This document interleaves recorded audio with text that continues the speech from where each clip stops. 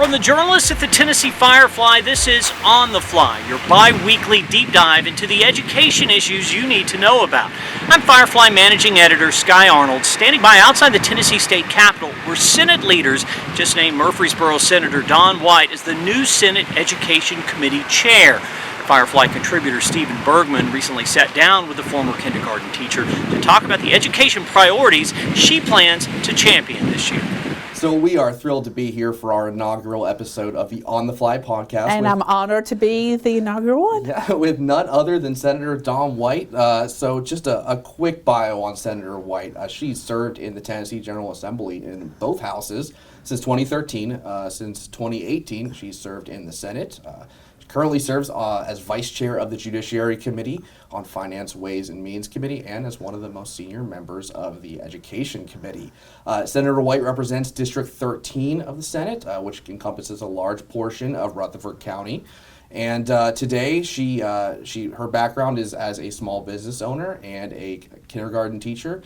And she's also attended Rutherford County schools and a graduate of Middle Tennessee State University. So she is about as Rutherford County as it gets. What are some of your upcoming kind of priorities for session? What are you looking at? Maybe something in the education space specifically? Of course, as you were saying, Rutherford County is booming and growing. Mm-hmm. And any county that touches Davidson around Middle Tennessee is having the same issues Rutherford County is having, and with the growth. And Rutherford County is having to build a school a year, which an elementary school is cheaper than a high school, but it can run anywhere from $80 million to $110 million. And that's a huge burden on Rutherford County taxpayers. And, I know Sumner and Wilson and Williamson, they're all facing what we're facing as well. So one of my top priorities is to look for more innovative ways for fast-growing districts to receive more money because they are having to build a school a year. I talked to, other legislators in these fast-growing counties, and it's a huge problem we're all facing. So that is one of my top priorities. I've talked to my local school board, my superintendent, talked to principals and administrators, and they're busting at the seams. They have portables out there, and that's not good for children as well. And so we need to shrink the class sizes in Rutherford County, and actually have them a classroom. Because I've talked to principals and administrators that say, we're having to basically use a janitor's closet, for space. And so I think we really going to have to look at putting more money in TISA formula for fast-growing districts across the state. Yeah, and let's hit on TISA a little bit. So just for our viewers, TISA is the Tennessee Investment and Student Achievement Act, which we passed in 2022. Landmark legislation, which replaced our former public education funding formula, which we had been in place since the 90s. So it was 30 years. Yes. Great update to that, and with support from the administration and, of course, both chambers of the General Assembly. So we passed it in 2022. At this point, it's been in operation for about 2 years. What are we? Is there anything? Do we think it's working well? How is it working? You've talked about the small and sparse districts and fast growing a little bit. What do you think as far as other things that could be changed with it, or is it good how it is? I think we always need to look at how we can make things better as a state. I don't think any formula, the BEP was not perfect. Sure. This is not perfect. I think we're always going to have to look at ways, because school districts are changing. Education is changing. The way students learn is changing. The amount of support staff we need in schools is changing. So I think we always need to be looking at that formula and how do we make it better. Anybody that says that formula is perfect is not telling you the truth and not thinking ahead or what may be coming down the pike in education. And so we definitely need to look, and again, one of my main priorities, we look at fast-growing districts. Of course, I know our rural districts have issues as well, but just being from Rutherford County, fast-growing is something that is on my mind, my school board's mind, my superintendent's mind, and the taxpayers of Rutherford County's mind. Yep, absolutely. Hey, I'm one of them, so you understand. I'm a proud constituent, so that's right. Yep. So as far as education priorities for next year, of course, we're expecting that that the Education Freedom Scholarship Act is going to come back, which is it's a private school choice program. So we saw an iteration of that before in both chambers of the General Assembly. We've seen some legislation filed this year. As far as key differences, it looks like it's a little bit different from what it was last time. Have you noticed anything different, and what are your thoughts on it at this point? Well, last year there was really 3 bills. The governor proposed his bill, the Senate came out with a bill, and the House came out with a bill. And so we never could come to an agreement with all 3 parties involved. And that was disappointing because I'm a parent choice advocate. And I think this year, if we can come out with one bill, I think that will help us allow the process to have a healthy debate. And, you know, who knows if it's going to stay this way? It may get amended. It'll all depend on what happens when we start session January the 14th.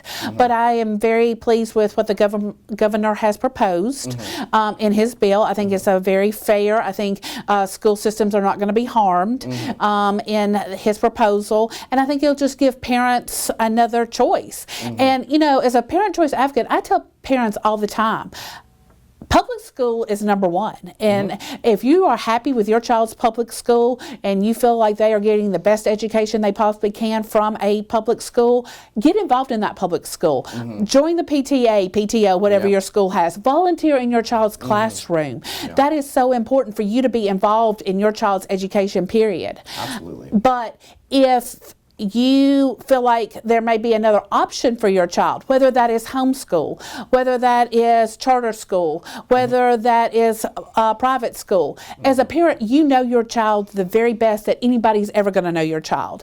And you've got to make that decision. But public school is a parent choice, in my opinion, avenue that a lot of parents take and a lot of parents are happy. And as a former public school teacher, I will tell you, teachers that I taught with are some of the best that were around in the business. So, you know, get involved and talk to your teacher. Have that line of communication open with your teacher, because, you know, they're there to help your child. It's not for the money. It's not for the fame. It's not for anything else. They really care about children.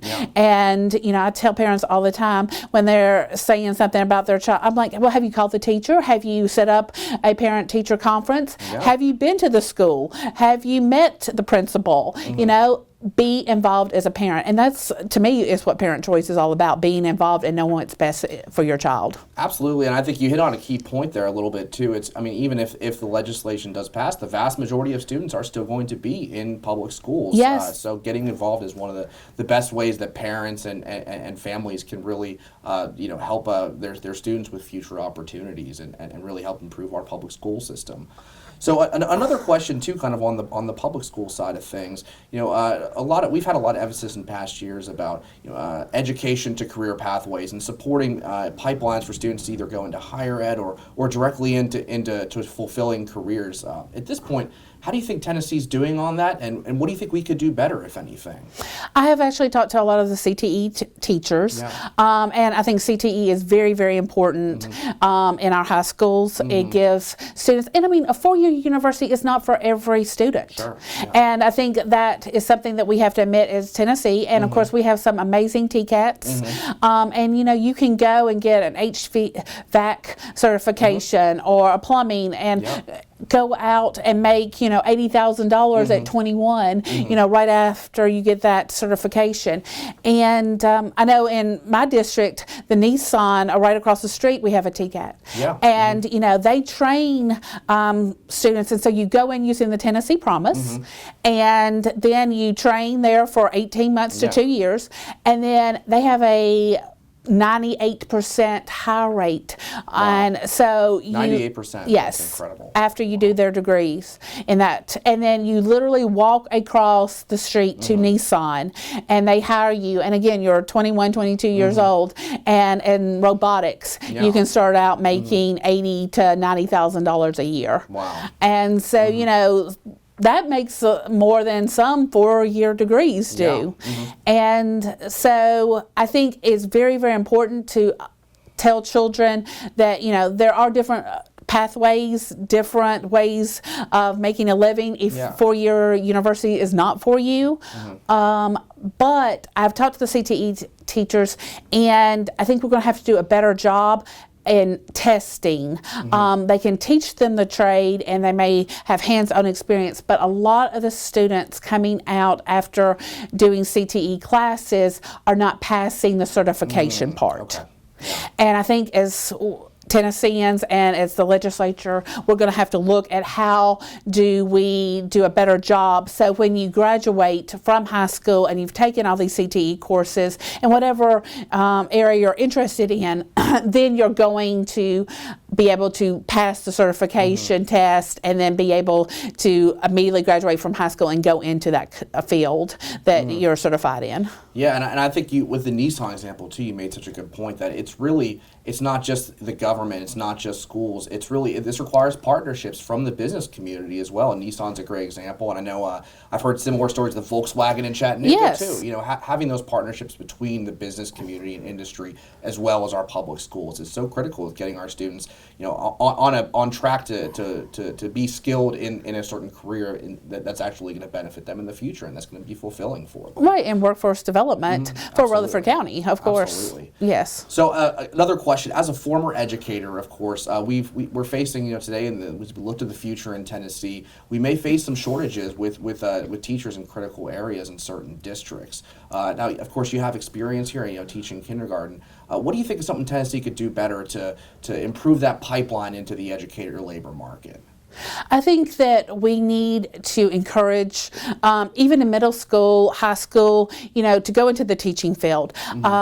Allow them to see, you know, you may be an elementary teacher, but then you also, if you have an interest in science or mathematics or whatever your interest is, you can be a high school teacher as well. And to let them explore different opportunities as being an educator is number one. I think we need to probably scale down some of our teaching programs where it's just practicums, it's just classroom experience. That's very, very important because, you know, I had a few practicum comes with my degree, but of course this was years and years ago. I won't say how many years ago and date myself. I won't ask, don't worry.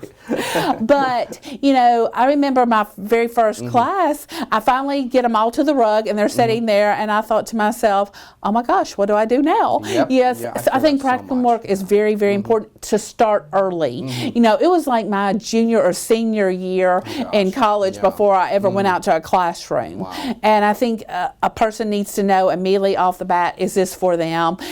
Is this the right field for them? And so I think we need to start earlier. And then promoting teaching as well, because it's an amazing profession. You're touching children's lives. You're making a difference in all families' lives.